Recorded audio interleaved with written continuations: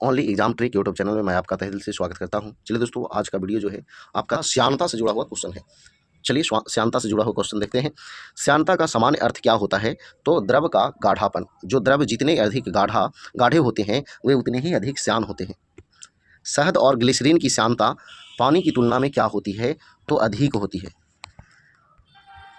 द्रवों की विभिन्न परतों के बीच कौन सा बल कार्य करता है? तो आंतरिक स्पर्श रेखीय बल कार्य करता है। आंतरिक स्पर्श रेखीय बल की प्रकृति क्या होती है? तो द्रवों के परतों के बीच होने वाली अपेक्षित गति को नष्ट करना या विरोध करना। श्यान बल किस प्रकार का बल है? तो आंतरिक स्पर्श रेखीय बल का प्रकार है। सामान्य वायु में दौड़ना जल में दौड़ने की अपेक्षा सुगम्य होता है। क्यों? क्योंकि जल की श्यानता वायु से अधिक होती है। श्यानता का गुण पदार्थ के किन किन अवस्थाओं में पाया जाता है? तो द्रव व द्रव अवस्था में। ठोस अवस्था में श्यानता का गुण नहीं पाया जाता है, क्योंकि परतों के बीच आपेक्षिक गति नहीं होती है। द्रवों में श्यानता किन बलों के कारण होती है? तो संसंजक बलों के कारण श्यानता होती है। गैसों में श्यानता किन के कारण होती है? तो एक परत से दूसरे परत में अणुओं के स्थानांतरण के कारण होती है। गैसों में श्यानता द्रवों की तुलना में क्या होती है? तो बहुत कम होती है।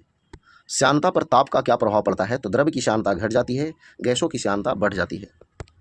एक आदर्श तरल की श्यानता क्या होती है? तो शून्य होती है। सबसे अधिक श्यानता किसकी होगी? तो शहद की होती है। तापमान में वृद्धि के साथ ग्लिसरीन की श्यानता पर क्या प्रभाव पड़ता है? तो कम हो जाएगी। धारा रेखीय प्रवाह किसे कहते हैं? तो द्रव के प्रत्येक कण प्रवाह के दौरान उसी बिंदु से गुजरते हैं जिस बिंदु से उसके पहले वाला कण गुजरा था। अविरतवा का सिद्धांत क्या होता है? तो जब आदर्श द्रव असमान अनुप्रस्थ परिच्छेद वाली नली में धारा रेखीय प्रवाह में हो तो नली के प्रत्येक स्थान पर उसके अनुप्रस्थ परिच्छेद के क्षेत्रफल और द्रव्य के प्रवाह के वेग का गुणनफल सदैव नियत रहता है। यानी क्षेत्रफल गुना वेग बराबर नियतांक।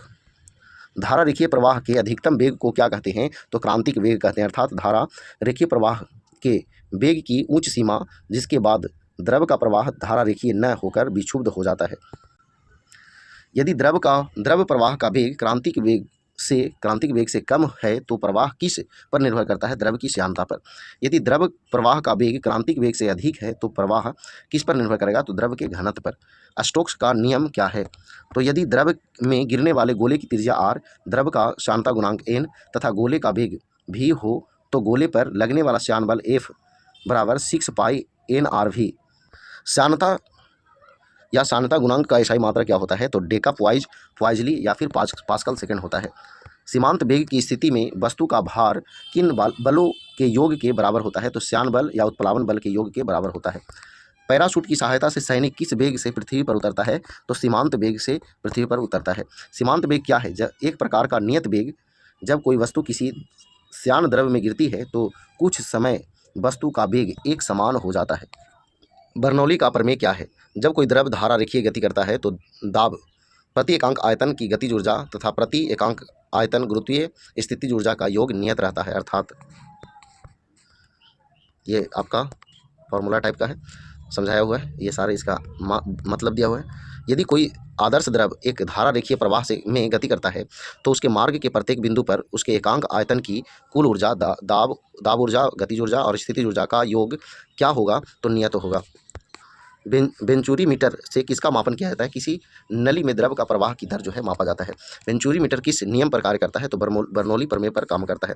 बर्नौली प्रमेय के दैनिक जीवन में अनुप्रयोग निम्न है। यानी उदाहरण: क्रिकेट गेंद का स्विंग करना बर्नौली प्रमेय का उदाहरण है। हवाई जहाज को ऊपर उठाने में, आंधी में टीन की छत का उड़ जाना, एटोमाइजर से फुहार का निकलना, समुद्र में एक ही दिशा में समानांतर गति से गतिमान दो जलयानों के निकट लाने पर उनका टकरा जाना, जब कोई ट्रेन प्लेटफॉर्म से गुजरती है तो प्लेटफॉर्म पर पड़ी वस्तु का ट्रेन की दिशा में गतिमान हो जाना।